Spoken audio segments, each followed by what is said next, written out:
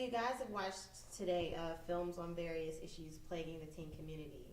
I want to start with peer pressure. What types of peer pressure have you guys faced or have you seen your peers face?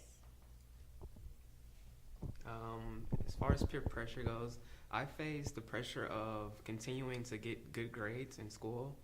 Like I've been doing it from kindergarten up until high school, and I've joined special programs such as we have an international baccalaureate program, and I'm in it now, and it's almost like it's too late for me to stop saying I want to excel in school.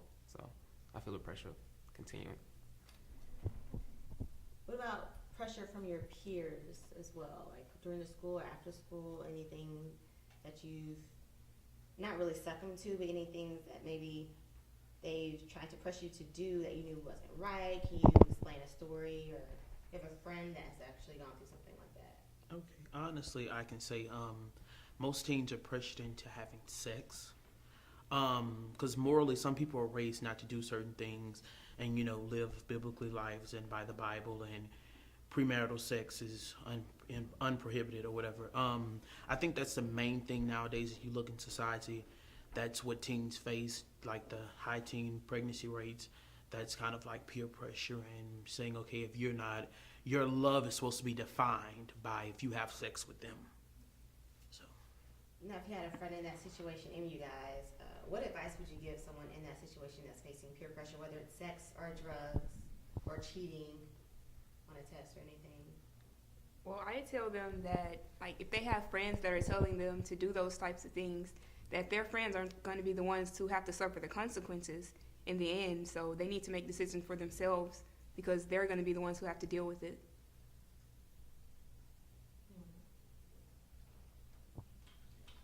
Okay. So we saw a short film on communicating with your parents. How important is it for a teen to have open communication with your parents regarding anything? I think ultimately teens and young adults should be able to talk to their parents, like, because I feel like if no one else in the world, you should be able to sit down and have a conversation with your mom or your dad, and just to say, hey, this is going on in my life. What can I do to make this better? Adults have to be receptive and not to look at their child as, okay, you're still the little 4-year-old kid that I brought into this world, and you have to realize that with age comes experience and life-changing things. So I think if adults are more receptive to teens and what they have to say, and not just say, okay, you're a child, stay in a child's place, then the world would be a little bit better. Now, honestly, how easy is it for teens to actually talk to their parents about issues they're going through or ask for advice? I think it's not that easy because I have some friends that can't even talk to their parents, that talk to their friends instead. Because they say that their parents are too judgmental and they judge them for wrong. Like, as soon as they start talking, they're like, oh, you're doing it, when they haven't even done it. And mostly they just can't get their things off their mind, so they turn into friends or they just do what they think is right. Do you guys know of any? No, I was going to say, me personally, like, I know I have a open type relationship with my mama that I can go and talk to her about anything that I'm going through, and she won't.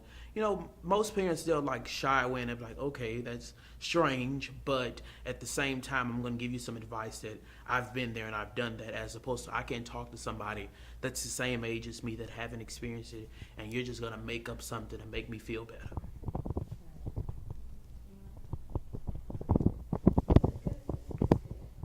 Now, is there such thing as a teen having too much responsibility? Yes, there is, especially in households where, I'm sorry, what's the question? I'm so sorry. Oh, it's okay. Is there such thing as can a teen have too much responsibility? A teen can have too much responsibility, especially with the older kids. When they have younger siblings, they have to take care of them when the parents aren't able to, because they have to work after school and they have to help them with their homework and do chores. And in a lot of households, the older children have to help the adults with school activities or like translating, especially in my household, since my mother doesn't really speak too much English. I have to translate for her. I have to go with her to to schools, to meetings, to help her understand what's going on in my life and what's going on in the community. Do you feel like when teens have too much responsibility, does that take away from their childhood per se? Oh, yes. Because I personally, like, not personally, but Michael Jackson, like, what he went through as a child being, I know it's a touchy subject, but with him, like, being forced to sing in a band when you didn't want to sing, all you wanted to do was go outside and play with other kids your age. And then eventually when he got older, and it's like he was 40 and almost 50, and he was still a kid. He was a kid mentally, because he was entrapped in the fact that he didn't get to enjoy his childhood.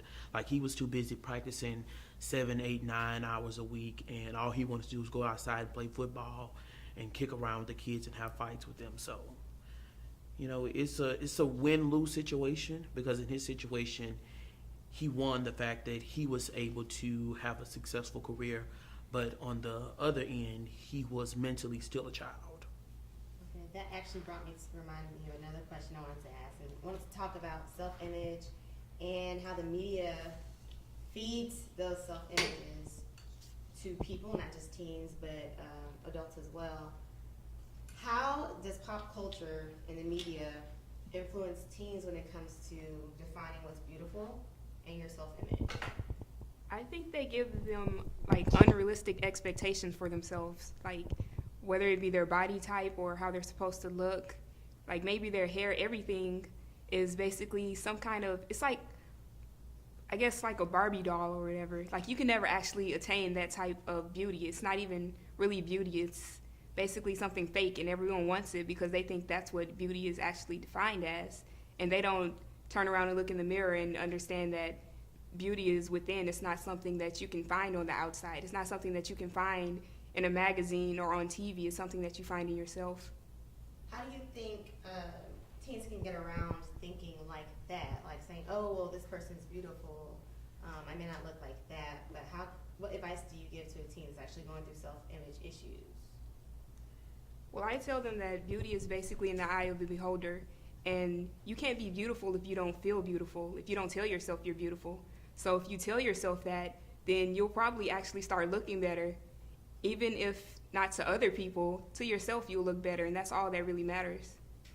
And just a little bit of what she said, like, if you look at the movie Precious, how she thought that having a man would define that she was beautiful. And I think if more parents were to raise their children and tell them, hey, you're beautiful, despite what other people say about you, despite if you have this, despite if you're this size, if you're a size 8 to a size 18, you're still beautiful because of what's on the inside, like she said. Okay. Going back to bullying, last question, I promise. Have any of you guys been bullied? And I know in this day and age, bullying is such a different definition than when we were younger. I mean, you guys have social media, and so it's a lot of easier ways to actually be bullied. Do you know of any situations where you have been the bully, or have a friend who has been the bully or have been bullied? You want to share that story? I had a friend that was being bullied, and I had to step in to help him out because the guy was way taller than him. And so he was just asking him if he can, like, it started off in the classroom for copying answers, and he's like, why didn't you help me? So it led on to more. And then, like, the guy just thought it was just, like, for that moment. But later on, he's like, oh, there goes the, he started calling him names. And so I had to step in and help him out. I was like, well, do you have a problem with him? He's like, well, he didn't want to help me. I was like, that's your problem, not his problem. He did it for a reason. He didn't want to help you because he felt it was wrong. And so eventually it led on to more problems. And I had to take him to the principal because I knew if I did something, I would get in trouble because I didn't talk to someone like above who had the authority. So eventually it stopped and he got kicked out. About being a bully, I wouldn't say that I was a bully, but I think I can be intimidating sometimes. I don't try to be, but I think sometimes if I feel like somebody's intimidated by me, I'll be like, okay, so what have I done basically to try to resolve the situation with them? Because bullying comes in different aspects. So you can either be intimidating, it can be physically, it can be emotionally. But I think the biggest thing nowadays is like emotional bullying. and cyberbullying. Cyberbullying is a part of emotional bullying because just writing some words about somebody can make them feel a different way about themselves. And I was going to ask different aspects, so you answered that. Along those lines, and be honest, this might be a touchy question. How many of you guys actually laughed at a joke or someone making fun of a peer? Raise your hands. I have. Okay. Now, I mean, hindsight, of course. How do you sit? I mean, I know you're in a school setting. You have one person, everyone's laughing. You're going to be right. I mean, but you know, with other situations, how do you think you could have calmed the situation down, or stopped the situation from that person being bullied instead of egging it on by laughing? Or Well, you could actually step up and say, you know what, this isn't funny and this isn't right. Like, it's not that hard to do, but it seems like it in the situation. But in hindsight, you realize that it's kind of easy, especially if they would actually listen to you. Like, if you have that kind of basically maybe popularity in your school, you can stop that kind of stuff if you want to, and it probably won't make you lose all of your friends.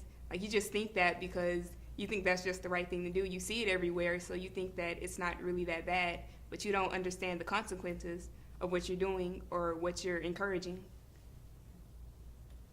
Well, like, what I do is, like, it's very hard to step up in class and say that it's not right. So what you do is, after the situation, I guess, which is the next big thing, to go and ask them, like, are they okay? And if that really hurt them, you try to, make them feel good and comfort them.